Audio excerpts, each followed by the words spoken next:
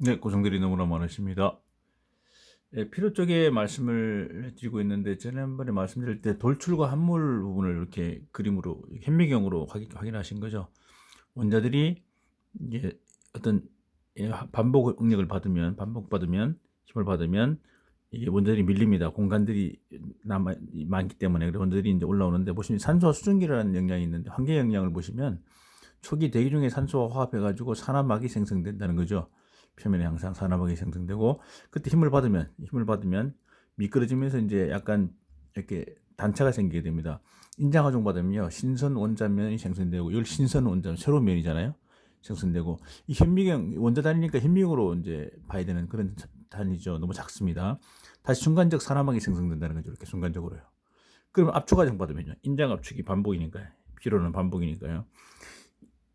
반대 방향으로 미끄러짐이 이제 들어오게 되는데, 그러나 원래 위치로 돌아오면, 만약에 이게 갔다 다시 돌아오면 여기는 원래 위치로 돌아오니까 돌출 한 번이 안 생기겠죠. 그런데 이렇게 물간다는 거죠. 왜냐하면 산화막이 이게 딱 버티고 있으니까 얘가 원자가 미끄러져서 못 올라오는 거죠. 그 힘을 받긴 받아야 되니까 가긴 가야 되는데, 그러니까 이렇게 오면서 여기에 돌출 한 번이 발생된다. 이렇게 이제 설명하고 있습니다. 그래서 새로운 신선 원자면이 생성되면 돌출과 함몰이 발생된다. 이렇게 보시면 되겠습니다. 여기 계속 반복되면 결국 돌출 함몰된 것이 나중에는 이렇게 있다가 돌출 함몰된 것이 이렇게 되겠죠. 이 점점 커지겠죠. 커지면서 나중에 균열이 발생되고, 처음에는 원자 하나 크기가 나노미터, 이게 옹스트롱이잖아요. 요 원자 하나 직경이 만약 F이다 그러면 이게 10의 10승 메타 옹스트롱입니다. 10의 10승 메타. 이것이 나중에 나노메타, 구성메타, 그 다음에 마이크로메타, 밀리메타까지 보면 우리 눈에 보이겠죠. 이게 점점점 커지면서, 그래서 돌출 함몰이 됐다. 이렇게 보시면 될 것 같습니다. 자, 그렇게 됐고요. 그 다음에 이제 네 번째, 피로가 발생되는 조건 이렇게 나옵니다. 조건이 어떤 게 있느냐 보시면, 피로가 발생 조건 개요입니다. 금속의 피로를 근본적으로 피할 수는 없다. 이렇게 되어 있습니다. 피할 수는 없다. 피로에 의한 마이크로 균열의 발생을 가능한 억제하는 쪽으로 가야 된다는 거죠. 이 균열을 가능한 억제하는 쪽으로 가야 되는데, 어느 크기의 힘 이하에서는 발생되지 않도록 연구할 필요가 있다. 이런 거죠. 역발상 조건. 어떤 장소, 어떠한 조건이 마이크로 균열이 용이한가. 그러니까 현미경상으로 원자 단위에서요. 따라서 마이크로 균열을 용이한 부분을 개선하면 피로 관리 가능하지 않느냐. 이런 개념이죠. 그래서 돌출 함몰이 발생되지 않도록 하는 방법이 없느냐, 이렇게 연구하는 게 되는 그런 개념이 되겠습니다. 자, 결정의 변형 용이성 해가지고 인장시키면 가늘어진다. 일반적인 이제 우리 현상을 나타내는 건데, 만약에 인장하면 45도 방향으로 미끄러지기 시작합니다. 이걸 땡기면요. 어떤 뭐 강철 봉이라든가 이런 걸 땡기면 이렇게 되는데, 재료는 소성 변형 발생되기 전까지 크게 인장이 가늘어지게 되고요. 재료를 그림 같은 원판으로 가져가면 이해가 용이하다. 이러한 미끈 변형을 보통 45도를 전단 변형이다. 이렇게 부르고 있습니다. 그래서 그 전단 응력이 나옵니다.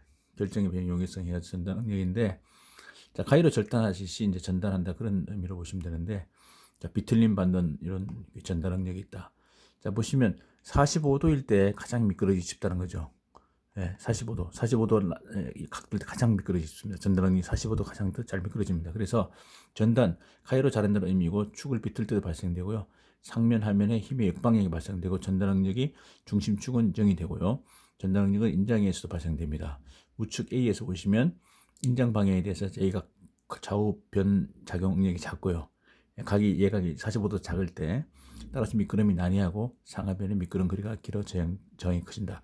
B는 정확히 45도 방향에서 미끄럼이 가장 용이합니다. 그래서 45도일 때 가장 잘 변형된다. 이렇게 이제 보통 우리가 얘기하고 있습니다. 그래서 이와 관련해서 이제 인장 강도는 필요 강도의 기준이다, 이렇게 되고요. 항복점이라는 것은 소성 변형이 발생되기 시작하는 항목이 항복점이지 않습니까? 항복점인데 상항복, 하항복 이렇게 뜻이 항복점이 있는데, 그래서 항복점은 전단 응력의 어느 한계값, 그러니까 전단 소성 변형 시작점이라고 보시면 되고요. 필요 강도 결정은 전단 소성 변형이 반복적 발생되는 응력이다, 이렇게 얘기하고, 항복점 응력은 재료에 따라 다르고요. 대개의 경우 인장 강도가 높은 재료는 항복점도 높습니다. 그래서 결국 인장 강도가 높은 재료는 필요에 강하다는 거. 필요가 오래되는 스프링, 차축 등 인장 강도 높은 재료. 그러니까 결국 인장 강도와 필요 강도는 비례하기 때문에, 이런 돌출 함몰을 일으키지 않기 위해서는 강도가 높은, 잘 버티는 애들, 돌출 함몰이 발생되지 않도록 강하게, 결국 이게 원자 순철이 아니라 강철이 돼야 되는 거죠. 이 안에 뭡니까? 순철은 공간들이 많이 잘 미끄러지니까 순철 속에 시멘타이트 같은 강한 철, 이런 강철 시멘타이트 V3C 같은 것을 집어넣어서 탄소를 투입해가지고 원자가 못 미끄러지도록 돌출함물이 발생하지 않도록 해야 된다. 그런 개념으로 우리가 필요 강도와 인자 강도는 비례한다. 이런 개념으로 우리가 이해하시면 되겠습니다. 또 이어서 말씀드리겠습니다. 네, 감사합니다.